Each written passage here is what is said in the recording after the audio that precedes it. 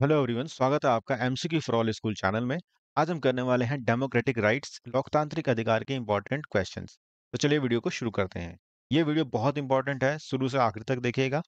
Exam में direct question इससे आ सकते हैं। Why was the act committed by USA in Guantanamo Bay undemocratic? Guantanamo Bay में अमेरिका द्वारा किया गया कृत्य अलोकतांत्रिक क्यों है? ग्वांतानामो में किया गया क्या था? अलग अलग देशों से इन्होंने लोगों को कैदी बनाया था। तो कैदी बनाने के कारण से इसे अलोकतांत्रिक कहा गया था, क्योंकि ये उन जहाँ से लेके आए थे सैनिकों को प्रिजन किया था, उन देशों को बताया भी नहीं था कि क्यों लेके जा रहे हैं, किस कारण से लेके जा रहे हैं। तो इसका आंसर बी है। The government of country were not informed of the reason for the imprisonment of their nationals. देश के सरकारों को अपने नागरिकों को कैद करने का कारण नहीं बताया गया था। What was the reason of conflict between Albanians and Serbians in Kosovo? Kosovo में अल्बानियाई और सर्बियाई लोगों के बीच संघर्ष का क्या कारण था? इनका था एथनिक कॉन्फ्लिक्ट, जातीय संघर्ष थे इन दोनों के बीच में। Why does the notion of right keep changing? अधिकारों की धारणा क्यों बदलती रहती है? देखिए, आज के समय में आपके पास कुछ अधिकार हैं, आने वाले समय में आपके पास कुछ और अधिकार होंगे, इसलिए अधिकारों की अवधारणा बदलती रहती है। तो इसका आंसर है C. Rights needs to be recognized by the ever changing society. बदलते समाज के अधिकारों को पहचानने की जरूरत है और बदलने की भी जरूरत होती है। Who ensure the safety of rights? अधिकारों की सुरक्षा कौन सुनिश्चित करता है? आंसर है ए, कॉन्स्टिट्यूशन, संविधान। How many fundamental rights has been granted by the Indian constitution to its citizens? भारतीय संविधान द्वारा अपने नागरिकों को कितने मौलिक अधिकार प्रदान किए गए हैं? सभी को पता है कि ये 6 मौलिक अधिकार दिए गए हैं। इसको अच्छे से रट लीजिए। ये 6 मौलिक अधिकार लिखने को भी आते हैं और चुन तो आपने लिया ही है। Name the social practice which has been forbidden in India to ensure quality in the country. उस सामाजिक प्रथा का नाम बताइए जिसे देश में समानता सुनिश्चित करने के लिए भारत में प्रतिबंधित किया गया है। सबसे पहले प्रतिबंधित है ये अनटचेबिलिटी, अस्पृश्यता, ऊंच नीच, जाति के कारण से जो भेदभाव किए जाते हैं इसको। What is the limitation of freedom of speech and expression? Bharat में अभिव्यक्ति की आजादी है, स्वतंत्रता है, आप कुछ भी बोल सकते हैं, लेकिन इसके लिए कोई लिमिट लगाई गई है। उस लिमिट को हम कहते हैं नो इंस्टिगेशन ऑफ वायलेंस। हिंसा के लिए अगर कोई उकसाता है तो उसके ऊपर धारा लगाई जाती है, उसको जेल भेजा जाता है। What type of personal liberty is granted to the person who is arrested by police in India? भारत में पुलिस द्वारा गिरफ्तार किए गए व्यक्ति को किस प्रकार की व्यक्तिगत स्वतंत्रता प्रदान की जाती है? Answer is needs to be inform about the reason of his arrest. जिस किसी को भी पकड़ा जाएगा उसको यह बताना जरूरी है कि आपकी गिरफ्तारी का कारण क्या है, आपको क्यों गिरफ्तार किया जा रहा है। How safety of women has been ensured through fundamental right? मौलिक अधिकारों के माध्यम से महिलाओं की सुरक्षा कैसे सुनिश्चित की जाती है? आंसर है C, prohibition of traffic in human beings. मानव यातायात का निषेध करके हम उनके ट्रैफिकिंग यानी एक स्थान से दूसरे स्थान पर ले जो जाते हैं उसको रोक सकते हैं। Name the right which is known as heart and soul of Indian constitution. उस अधिकार का नाम बताइए जिसे भारतीय संविधान का हृदय और आत्मा कहा जाता है।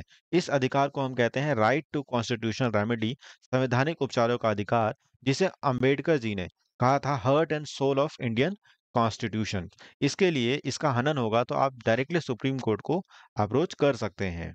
अब एसेशन रीजन वाले क्वेश्चंस। पहला सवाल है, doctor Ambedkar call the right of constitution remedy the heart and soul of our constitution.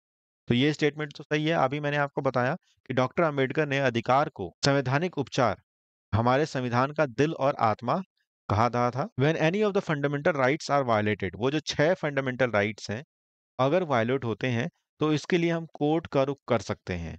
जब हमारे किसी मौलिक अधिकार का उल्लंघन होता है तो हम अदालतों के माध्यम से उपाय ढूंढ सकते हैं।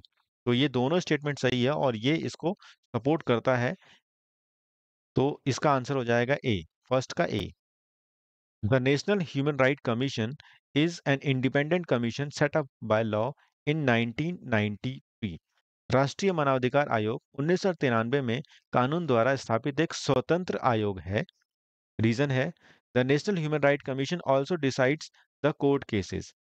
राष्ट्रीय मानवाधिकार आयोग अदालती मामलों का भी फैसला करता है। तो इसमें क्या है कि ये स्टेटमेंट हमारी सही है और ये गलत है। अदालती फैसले तो अदालत ही करेगी, ये नहीं करेंगे। तो इसका आंसर सी हो जाएगा, ए ट्रू है और आर फॉल्स। ए सत्य है और आर गलत। Under the PIL, any citizen or group of citizens can approach the Supreme Court और a High Court। जनहित याचिका के तहत कोई भी नागरिक या नागरिकों का समूह सर्वोच्च न्यायालय या उच्च न्यायालय का दरवाजा खटखटा सकता है। रीजन है, the citizens can write to the court for the protection of his own rights. नागरिक अपने अधिकारों की सुरक्षा के लिए न्यायालय को लिख सकते हैं। इसका आंसर है, ये तो सही है, ये स्टेटमेंट गलत है, क्योंकि सभी राइट नहीं, सिर्फ मौलिक अधिकार हनन होंगे तो ही वो डायरेक्टली कोर्ट को का दरवाजा खटखटा सकते हैं। तो इसका आंसर ए सही है और आर गलत है। तो यहाँ पर सी ऑप्शन सही हो जाएगा। A secular state establish any one religion as official language। एक धर्मनिरपेक्ष राज्य किसी एक धर्म को आधिकारिक धर्म के रूप में स्थापित करता है। धर्मनिरपेक्ष कैसे एक स्टेट को अ, एक धर्म को आधिकारिक धर्म के रूप में स्थापित कर सकता है? तो ये स्टेटमेंट तो गलत है। अब ए गलत है तो आर सही होगा। तो इसका ऑप्शन तो यहाँ पर डी हो जाएगा। देखिए, एक ही ऑप्शन से मुझे पता लग गया, फिर भी मैं पढ़ देता हूँ। Secularism prevent the government from protecting the religion of minority.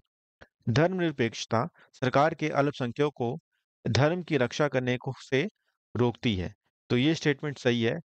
ऐसा नहीं है कि माइनॉरिटी के धर्म को रोकती है, ये तो अच्छी बात है कि धर्मनिरपेक्षता है, अपने धर्म का प्रोपगेशन आप खुद करिए। तो ये डी ऑप्शन इसका सही है। Women in India can not be told that some kinds of occupation are not for them. भारत में महिलाओं को यह नहीं बताया जा सकता कि कुछ प्रकार के व्यवसाय उनके लिए नहीं है। देखिए, जब दो एक ही स्टेटमेंट में दो बार नहीं आता है तो ये स्टेटमेंट माना जाता है कि हम सीधी सीधी बात बोल रहे हैं, इसमें नहीं कहीं पे नहीं है। नहीं कहीं पे नहीं है, इस कारण से ये गलत है।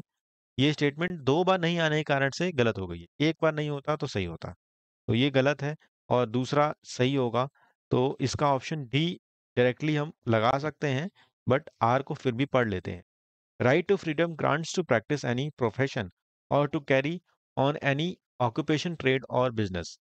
स्वतंत्रता का अधिकार किसी भी पेशे का अभ्यास करने का या कोई व्यवसाय, व्यापार या व्यवसाय करने की अनुमति देता है। तो इसका आंसर डी सही है। मुझे पूरी उम्मीद है कि आपने कम समय में सारे क्वेश्चंस को देखा होगा और जल्दी से रिवाइज किया होगा। वीडियो को लाइक करिए, अपने दोस्तों में शेयर करिए, कमेंट करके बताइए कि हम आपके लिए इस एमसीक्यू के अलावा और क्या-क्या लेके आएँ, ताकि आप हमें और अच्छे से लाइक करेंगे और अच्छे से लर्न करेंगे। चैनल को सब्सक्राइब करिए। वीडियो को आखिर तक देखने के लिए आपका बहुत-बहुत धन्यवाद।